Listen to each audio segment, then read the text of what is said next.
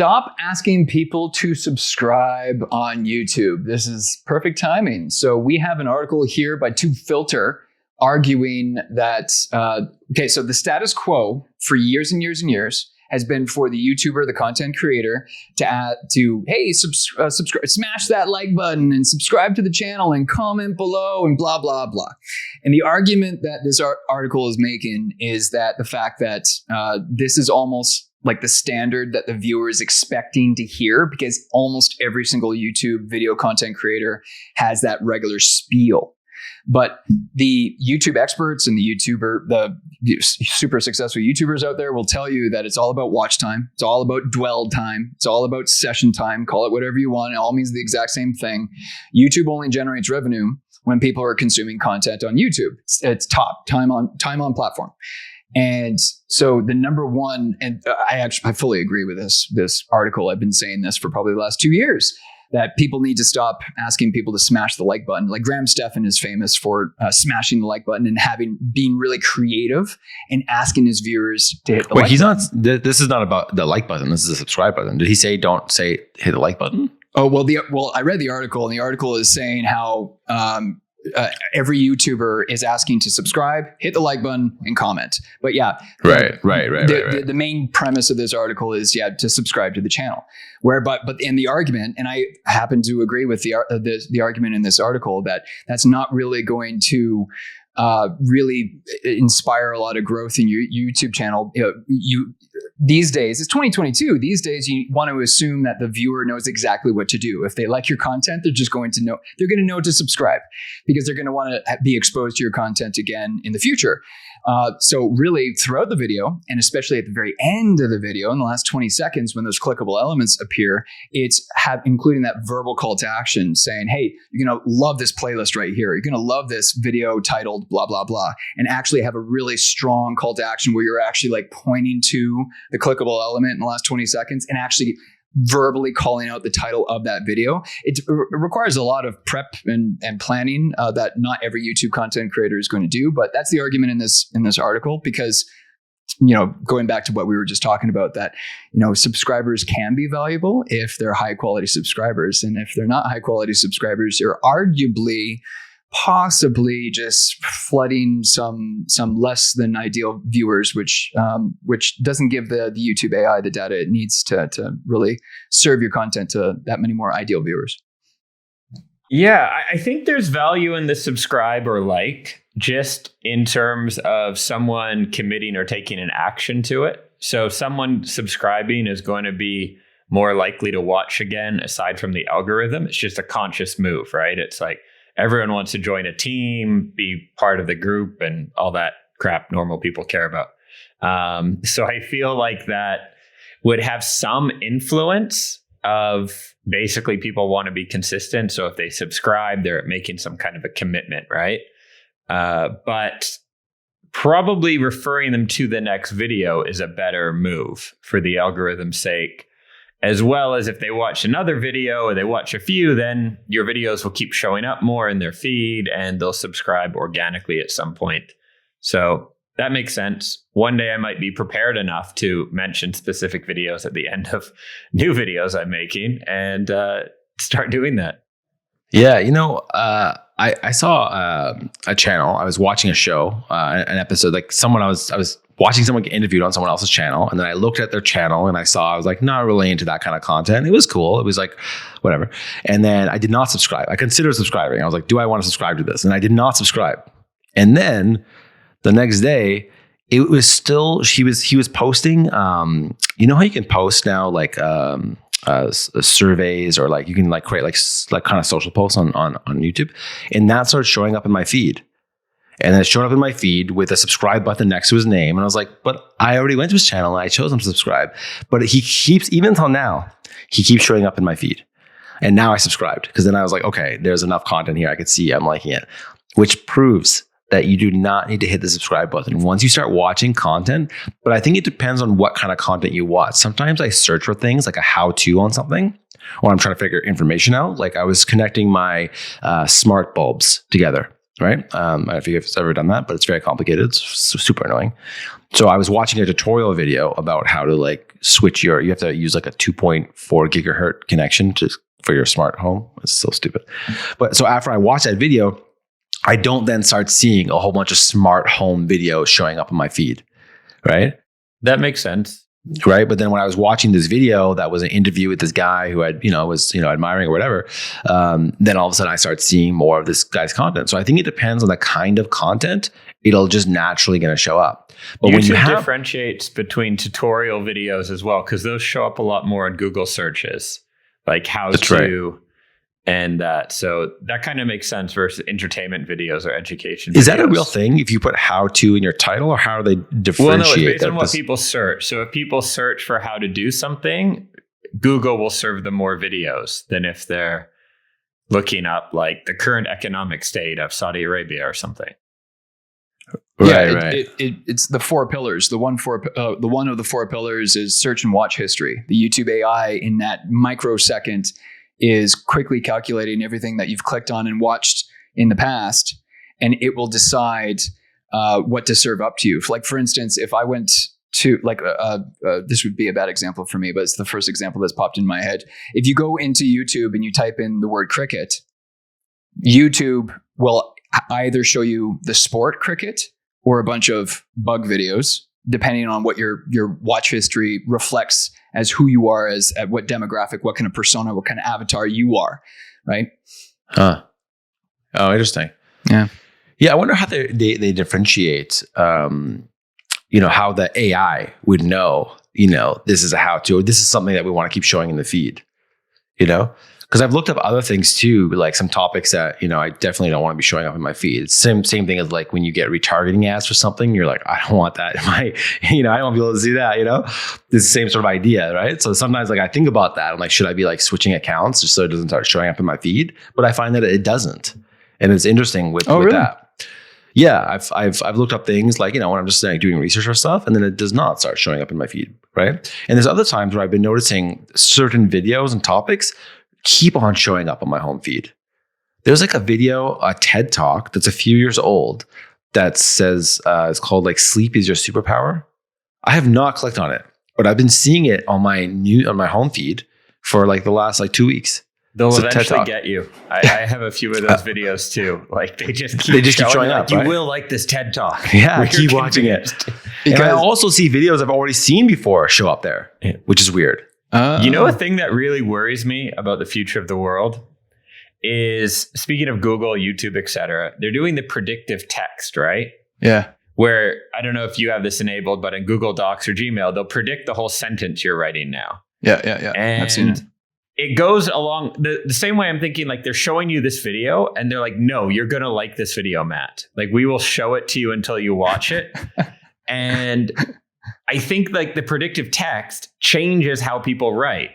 Because I might write, hey, have a really awesome day, but it will say have a good day. And I'll be like, screw it, push tab. That's fine. Like that's close enough. Yeah. I've done it before. And honestly, it's dumbing everything down, right? And it's changing how people talk. And then other people read how you talk. So it's really hijacking communication. It's behavior modification. Yeah. And it is. And then they'll showing you that same video 50 times, like, why, I don't know. I'm just assuming it's something like why you shouldn't watch pornography 45 times a day. And they're like, Matt, watch this video. And then you're like, they keep showing it there. And eventually, you're like, I think actually with sensitive topics like that, it does not keep showing up. I think that could cause an issue for people. Like, you remember there was like an old story about like how like a father found out that his daughter was pregnant before she knew it or something like that. Yes, I remember There's an old story about this. Yeah. Right? Well, they were sending her ads, weren't they? Or flyers. It wasn't even Google. It was Walgreens or one of the pharmacies could tell by her purchase history in the store. Right. That's happened even where they started sending her things for diapers and that based on the food she had been buying or something. And she didn't know she was pregnant. Yeah. Something like this. Wow. Because I do notice that I do not see things that are like, call them inappropriate, whatever you want to say. Like that does not show up. If I look it up, it doesn't show up on my feed afterwards, right? So I think it maybe has to do also with the kinds of channels I'm watching, and then what other people who also watch that content, what they're watching. So maybe I watched this let's say this video, the one I was telling you about earlier, was an interview with someone, and then maybe people who watch that video also watch this TED Talk. So like, well, hey, you watch this whole interview, right? So therefore, other people who watch this whole thing also watch this, and we're like, you're going to love this. You're going to love it. And they keep feeding it to me, right? But the chances are pretty good, though, that you might actually like it, because now, assuming that you've used that same Google account and you've consumed a bunch of content, so now YouTube has this pretty awesome picture of the persona, the avatar that makes you, and it knows that other people with a similar behavior pattern, viewer pattern, really love the video. Oh my God. Sorry? No, I was going to say, what if they know I've been watching YouTube late at night and they're like, get to sleep. And that's why, because sometimes I fall asleep to YouTube. So sometimes it'll just play, until who knows, 2 or 3 in the morning or whatever. Cause I end up falling asleep to like listening to something. Right. And then maybe they're like, get to sleep. You should watch this video. This is why you should stop doing this. So they're like protecting my health. Speaking of behavioral modification, sending you the same videos that other people like you. It's kind of why, like, there's 3 kinds of Americans now, right? You probably don't notice this if you're in America, but from the outside, there you have, once someone watches Joe Rogan, you're like, oh, okay. So then you watch these 7 other podcasts. You believe these things. You've probably done some of these diets. And then you're like, there's other things that I won't even get into, but it's shaping people into these small, like, it's honestly funny. Like, people are basically characters now, like one of a couple stereotypes that it's easier to see from the outside, where you're like, and that probably comes a lot from that, right? Where once you start watching one, it's not showing you the random mix of different content. You go on YouTube and the first 3 videos you watch, it now shapes your entire destiny and the person you're going to become, because you're watching people talk about topics in a persuasive way. So they'll convince you to think more that way. Then they'll show you more of those topics. And then it's like, yeah. What do they call that? Like the sound box or whatever, like the echo chamber. Echo chamber. Yeah. Yeah. I'm very aware of that sometimes when I see that sort of thing, where I'm like, I'm always getting the same opinions, in my feed. And I do actually explore other people's opinions to understand. Like, sometimes I wonder about things like this whole, like, the whole don't say gay bill and all that. I really looked into it because I didn't understand. I was like, why would people not be into this? I don't want to get into the whole thing, but I did go deep into it because I was very confused by it as to why it was so controversial or whatever. So, but I really like Patrick Bet David's approach. He actively, like, I don't know if you've ever watched his YouTube channel. He's actually that interview I watched, it was actually an interview with Patrick David. Yeah, there you go. And he talks about this all the time. He actively engages with people who have opposing opinions of his own, because in his mind, he gets closer to the actual truth if he's always up against people that have a completely different opinion to his own. And I was like, oh, that's pretty good. I like that. Yeah, no, I really agree with that a lot. So, but in terms of this article and this idea of like, don't ask to subscribe, I actually really agree with this. I think in our niche, I think what we're doing, I think that there's no point to subscribe. And I've actually heard Mr. Beast talk about this, that in the future, there will be no subscribe button. Yeah, I've been hearing whispers about that within the next couple of years, there won't be any subscribers. You don't need it because it doesn't matter. Yeah. All right. I need to get my silver button. Yeah. Before that happens, right? The play button. Yeah. You better get the gold. Yeah, because these vanity metrics are part of what make these networks addicting, right? It's like you want to go for the, it shows you're popular or whatever. So I don't know that they're going to take it away, but maybe there'll be a new metric.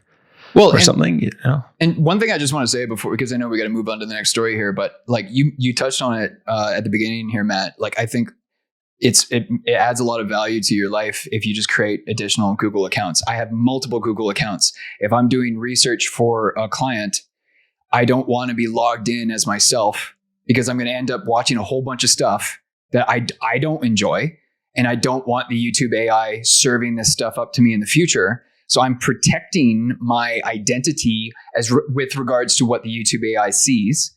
And so I have multiple accounts. I have multiple profiles that I can log into. And I mean, think of it this way: like, when was the last time someone watched your Netflix and they watched something that you would never watch, And then you turn on your Netflix and I'm like, what the hell is this? Wait, Andrew, are you sharing your password? Hang on. But you're not supposed to be sharing your password, Andrew. Come on. Well, when they're coming over and they want to watch something and it's like a kid, like it's your friend's kid and it's like My Little Pony or whatever. I'm like, why is My Little Pony showing up on my? Or I know. Sometimes I was logged into like Marcus's account, and then I started watching stuff, and then it was showing up in his feed was like all this stuff that I watch, and he was like, "Why is this showing up?" So yeah, and then so now I'm always very cautious about which account I'm on. But yes, I agree with that. So yeah, I think it is true. I think we should stop saying subscribe, and instead we should give people a reason to watch some of our other videos. Right. So, and also just real quick before we bounce off here, because I noticed, Andrew, you do this a lot. You use a lot of the call outs on our videos. Is this some sort of like internal linking strategy that you're doing? You mean referencing earlier videos? Yeah. Like I noticed in some of our videos, like you were linking to things that like wasn't directly related to what we were talking about. I just noticed you doing a lot of call outs on those. And like, I thought you were doing some sort of internal linking strategy. I wasn't sure.